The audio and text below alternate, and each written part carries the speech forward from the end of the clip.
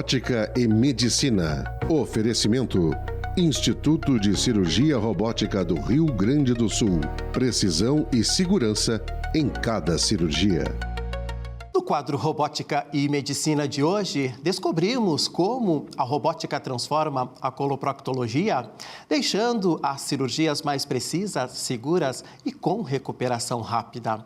Para abordar o assunto, recebemos o Dr. Telber Schirmer, especialista em cirurgia geral, coloproctologia e endoscopia digestiva e coordenador do Serviço de Coloproctologia do Hospital Ernesto Dornelles e membro do Instituto de Cirurgia Robótica do Rio Grande do Sul. Bom dia, doutor. Seja bem-vindo ao quadro Robótica e Medicina. Prazer recebê-lo.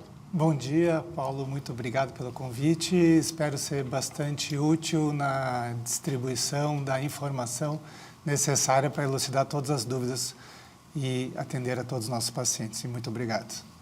Quais são as vantagens da cirurgia robótica em relação às técnicas tradicionais no colo? A cirurgia robótica ela entra como uma nova tecnologia que já está desenvolvida há bastante tempo e está sendo aperfeiçoada ano a ano, de tal maneira que, por exemplo, nos Estados Unidos, hoje, já temos em torno de 7.500, 8.000 plataformas robóticas, e nos Estados Unidos, que é o nosso exemplo sempre a ser seguido, ele tem uma grande quantidade de cirurgias robóticas sendo acontecidas. Aqui no Brasil, temos em torno de 100, 120 plataformas robóticas e isso é um futuro que está vindo. Na cirurgia proctológica, por exemplo, especificamente, a questão da cirurgia de tumores do intestino, principalmente o acesso à pelve.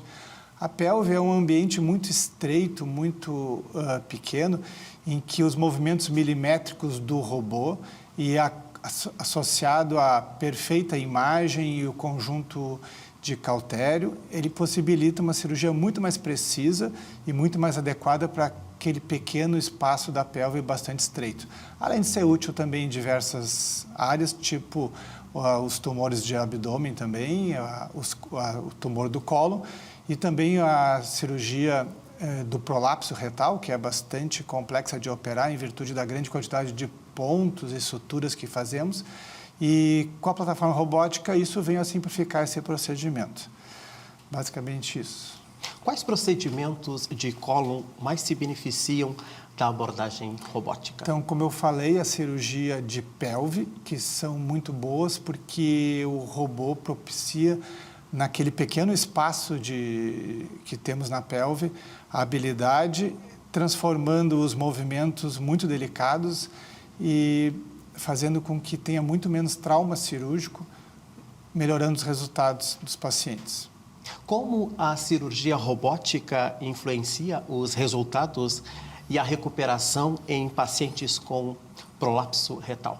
Essa tua pergunta é muito interessante, porque o paciente que faz prolapso retal, e a cirurgia hoje é mais usada, é uma cirurgia que chama-se o acesso ventral, com a colocação de uma tela apropriada para estar em contato com o intestino. Na cirurgia robótica é possível fazer a colocação no lugar bem adequado, com o menor dissecção possível, respeitando ao máximo os nervos, já que estão na pelve, e dando as suturas com uma grande habilidade, praticamente reproduzindo os nossos movimentos das mãos dentro de um espaço muito pequenininho que é da pelve. Quando o laser é indicado na coloproctologia? O laser tem algumas aplicações que estão revolucionando bastante novo isso, se usa a larga escala em 3 anos, 4 anos, mas basicamente o laser tem uma grande aplicabilidade nas fístulas anais, onde aquele trajeto que antes era operado com um grande trauma cirúrgico, hoje o laser faz uma obliteração muito mais simples e muito mais adequada do trajeto fistuloso.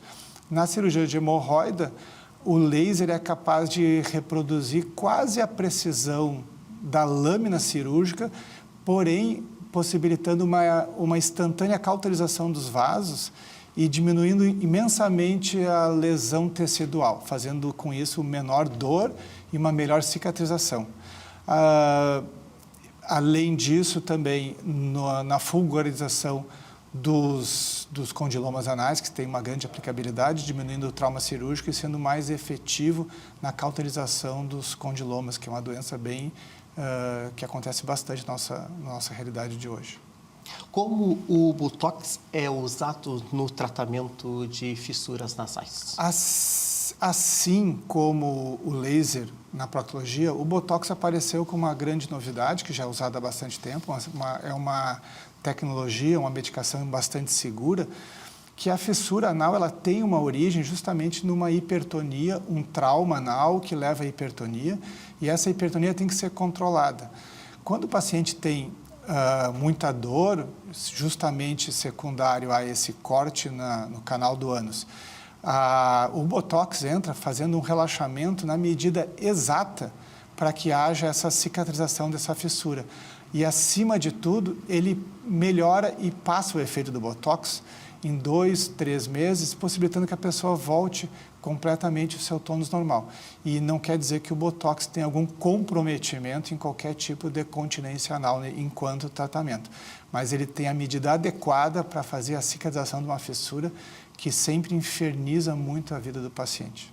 Qual é a eficácia do Botox em fissura anal? E qual a taxa de recorrência? A taxa de recorrência chega a 5% e a taxa de efetividade é excelente, uma vez que é possível, numa fissura aguda que tem muita dor, fazer a aplicação no próprio consultório, que é feita com uma agulha de insulina justamente no espaço entre os dois esfínteres, o externo e o interno. E também possibilita que na cirurgia, no caso de uma fissura que já tem de longa data, que já houve alguma deformação no ânus, é possível reorganizar a anatomia anal e aplicar no transoperatório o Botox, com excelentes resultados e com menos dor no pós-operatório e aumentando muito a satisfação do paciente. Doutor, qual a importância da colonoscopia na detecção precoce do câncer de cólon? Esse tema é dos mais relevantes possíveis, porque hoje sabemos que o tumor de intestino, o tumor de cólon, vem de uma lesão precursora, que é o pólipo. O pólipo ele é uma pequena alteração que vai acumulando muitas e muitas transformações que levam a um crescimento desorganizado e passado 7, 10, 15 anos ele pode virar um câncer. Então a colonoscopia usada a partir dos 45 anos e em quem tem familiar de primeiro grau com tumor de intestino, deve ser feita o primeiro exame aos 40 anos, é possível fazer uma monitorização desse paciente e uma proteção dele com a retirada de pólipos. Se esses pólipos existirem, se tira os pólipos através de diversos procedimentos bem adequados para isso, fazendo prevenção do câncer de intestino, estudos que falam em 70% e outros que chegam a 90% na capacidade de fazer a prevenção do tumor de intestino. Então, é uma atuação médica que realmente e efetivamente diminui a incidência do tumor de intestino na população em geral. Que recomendações o senhor faria aos pacientes sobre a frequência das colonoscopias e os sinais de alerta que devem ser observados? A colonoscopia, conforme eu falei, ela deve ser feita a partir dos 45 anos na população em geral. Para quem tem familiar de primeiro grau com história de câncer, aos 40 anos.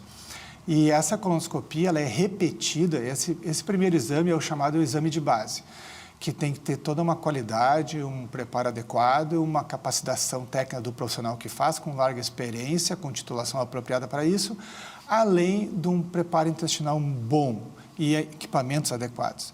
A partir disso é feito o primeiro exame, o exame de base, e conforme o número de pólipos, conforme o tamanho do pólipo ou conforme o tipo de pólipo, o profissional adequado, conforme os protocolos bem estabelecidos, ele vai poder recomendar uma nova colonoscopia para a proteção desse paciente, normalmente em 3, 5, 7 anos e podendo, num caso específico, até 10 anos sem fazer nenhuma colonoscopia. Dr. Delber Schirmer, agradecemos por estar conosco no quadro Robótica e Medicina. Muito obrigado, agradeço imensamente a oportunidade de estar trazendo uma informação de qualidade para atender a saúde da população. Muito obrigado. Sempre. O Instituto de Cirurgia Robótica do Rio Grande do Sul oferece uma vasta gama de procedimentos cirúrgicos com o auxílio da robótica. A equipe une conhecimento e inovação para realizar cirurgias com mais precisão, segurança e recuperação rápida, priorizando o bem-estar do paciente. O Instituto fica localizado na Rua Ramiro Barcelos, 820, no bairro Moinhos de Vento, em Porto Alegre. Para saber mais sobre os serviços, siga o Instituto no Instagram, @robotica.rs, ou entre em contato através do fone 51 980700820 ou acesse roboticars.com.br.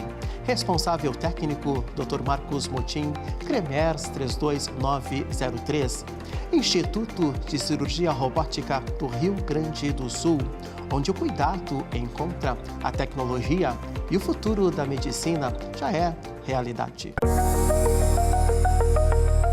Robótica e Medicina. Oferecimento: Instituto de Cirurgia Robótica do Rio Grande do Sul.